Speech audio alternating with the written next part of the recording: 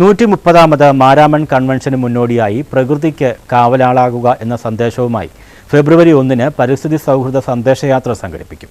Doctor Yuyakim Mar Kurilos സഫഗ്രൻ മെത്രോപൊലിത്ത യാത്രയുടെ ഉദ്ഘാടന കർമ്മം നിർവഹിക്കും.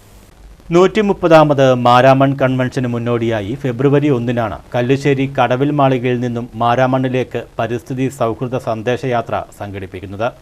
മർത്തോമ യുവജന സഖ്യത്തിന്റെ ആഭിമുഖ്യത്തിൽ പ്രവർത്തകർ സൈക്കിളിലാണ് പരിസ്ഥിതി സൗഹൃദ സന്ദേശയാത്ര നടത്തുക. രാവിലെ 8-ന് ഡോക്ടർ യൂയാക്കീം മാർ കുറിലോസ് സഫഗ്രൻ മെത്രോപൊലിത്ത യാത്രയുടെ ഉദ്ഘാടന കർമ്മം നിർവഹിക്കും. സൈക്കിളിൽ വിവിധ സ്ഥലങ്ങൾ സന്ദർശിച്ച് 130ാമത് കൺവെൻഷന് മുന്നോടിയായി കല്ലുശ്ശേരി കടവ് മുതൽ യാത്ര സമാപിക്കുന്ന മാരാമൺ റിട്രീറ്റ് സെന്റർ വരെയുള്ള സ്ഥലങ്ങളിലെ വിവിധ കേന്ദ്രങ്ങളിൽ 130 ഫലവൃക്ഷ തൈകൾ നടും.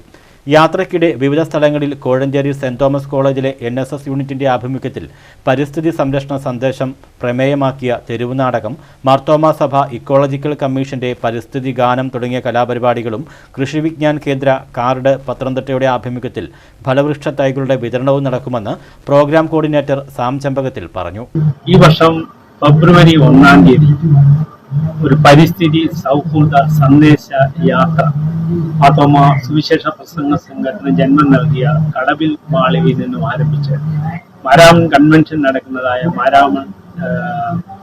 മാരാമൺ മണൽപ്പുറത്തിന്റെ കരയിൽ മാരാമൺ റിട്രീറ്റ് സെന്ററിൽ സമാപിക്കുന്നു.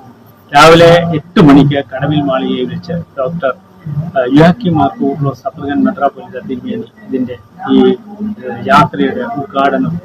അന്നേ ദിവസം ഉച്ച മുതൽ മാരാമൺ റിട്രീറ്റ് സെന്ററിൽ കുട്ടികൾക്കായി പരിസ്ഥിതി പ്രമേയമാക്കിയുള്ള ചിത്രരചനാ മത്സരം സംഘടിപ്പിക്കും.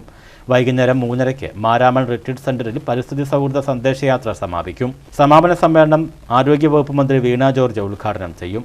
ചടങ്ങിൽ മാർത്തോമ സുവിശേഷക സംഘം president doctor Isaac Mar Philoxenos Episcopa അധ്യക്ഷത വഹിക്കും. News bureau, Pathanamthitta.